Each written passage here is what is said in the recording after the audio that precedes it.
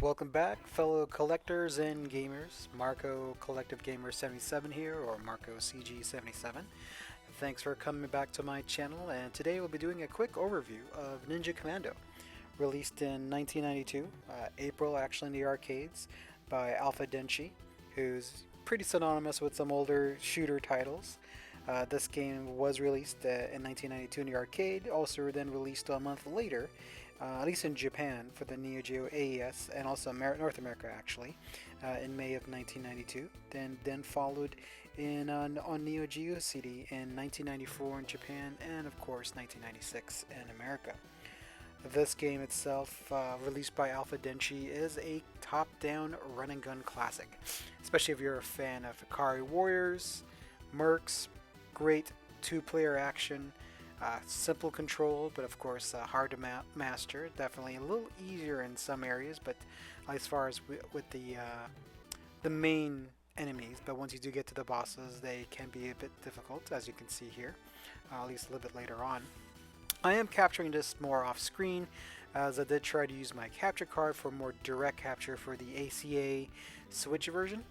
Unfortunately, the capture card was not capturing some of the sprites, and since I could only view it on one screen, it made it tough for the gameplay, as I kept getting hit by invisible shots that were not reflected while I was trying to capture.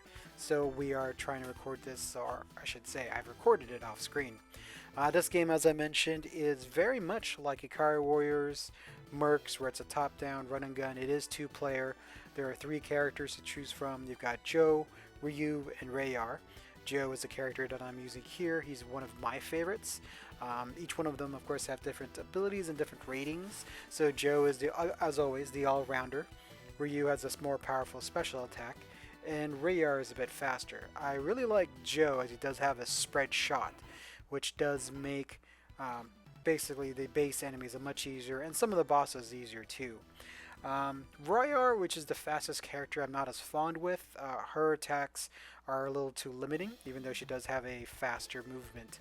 And I do like Ryu, as he has a very strong attack, but again doesn't have that spread shot. All three specials seem to take about the same amount of damage off your enemies, and they also have even hidden fighting game controls for each character. Like they have their basically some ninja magic specials. The game itself is a little bit like World Heroes as far as the intermission or cutscenes, which of course is by no mean coincidence, since it is created by Alpha Denshi, or should I say programmed by Alpha Denshi, who also did World Heroes series as well. So basically the plot's pretty straightforward. The lead group of three ninja commandos, quote unquote, are taking on a villain named Spider, who is going back in time to alter history. So, storyline, pretty straightforward.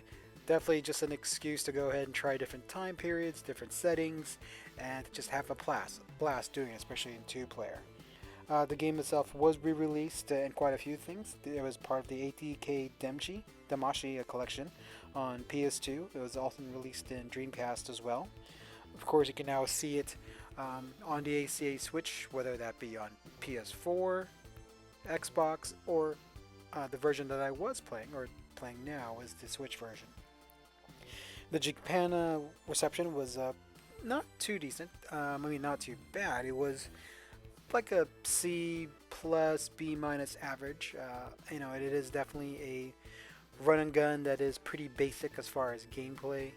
But the fact that there just aren't as many now, I think that these are one of the games that holds a special place in my heart, because it's, of course, there's not too many that you can count, above the fingers on your hand, besides, say, Mercs, Ikari Warriors, Ninja Commando, Shock Troopers 1 and 2. So those are the games that are the top-down run and gunners that really kind of, and of course Rambo, that have a soft place in my heart. As I mentioned, the normal enemies are fairly easy. The sub-bosses can be a bit difficult, especially if you don't know their patterns.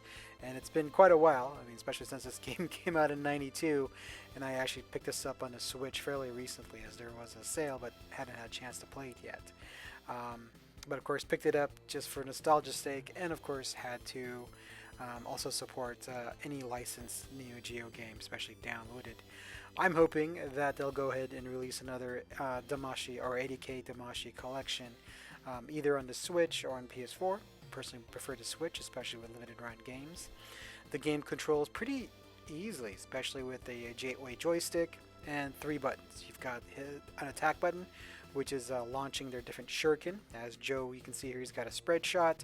Ryu has more of kind of a flame attack, and Rayar has a more concentrated fire as well, which is faster but doesn't do as much damage.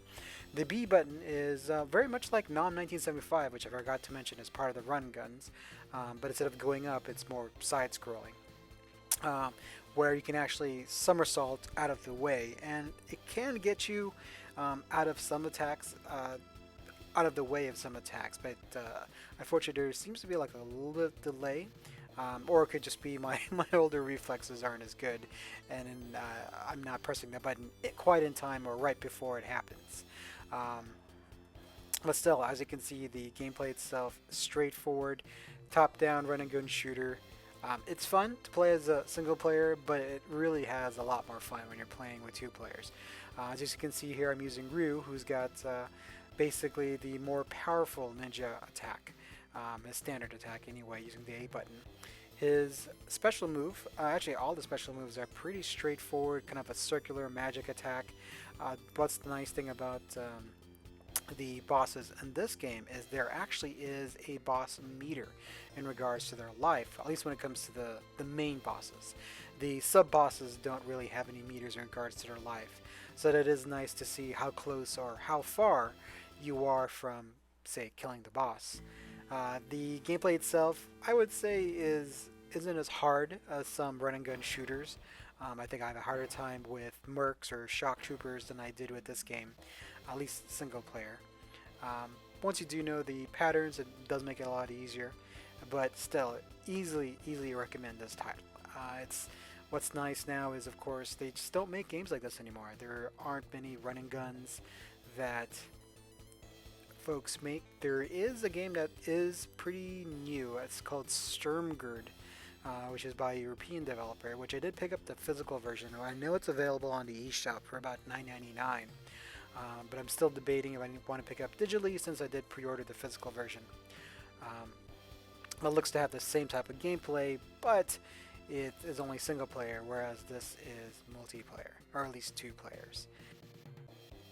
And in summary for this quick overview, if you are a fan or a burgeoning fan of top-down run-and-gun shooters like Mercs, Ikari Warriors, Shock Troopers 1 and 2, and you're itching for more, I definitely recommend Ninja Commando. Easily worth the $8 I spent on the ACA on the Switch digital library. It is also, of course, the same price on the Sony PlayStation Digital Store, or PSN, or the Xbox Live Store as well. Personally, I did pick up pretty much most of my Neo Geo titles on the Switch because I do love the portability factor. 2 players, about an hour and a half gameplay altogether for some good old-fashioned arcade goodness for $5 to $8. Easily completely worth it.